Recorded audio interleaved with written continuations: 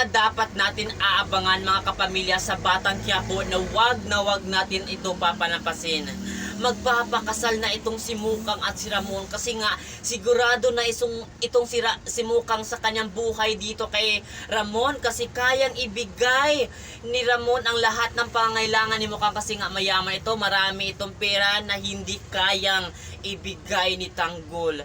Namimiss talaga ni Tanggol ito si Mukang kahit talaga iniwan na siya ni Mukang na mahal niya kasi nga sumama ito sa lalaking mayaman. Kaya aabangan natin yan mga kapamilya sapagkat sa pagkakataong ito na imbis paraiso ang pinapangako ni Ramon kung talagang magkakasal na sila ni Mukang, pero kabaliktad ang mangyayari dahil sinisigurado ni Olga na itong si Mukang ay mapupunta sa impyerno kasi siya ang pinakamalaking sagabal sa kailang plano ni David. Kaya aabangan natin yan mga kapamilya kung magtatagumpay nga ba talaga itong si Olga sa kanyang kasamaan na gagawin dito kay Mukang. Kasi kung hindi siya magtatagumpay, maaari siyang mabuking dito na siya ang nagpasimula ng gulo na ito at siya din ang naglagay ng bomba sa kasalan ni na Mukang at Ramon. Kaya aabangan natin yan mga kapamilya, nakaabang-abang na talaga ang mga pangyayari ng telesiring ito.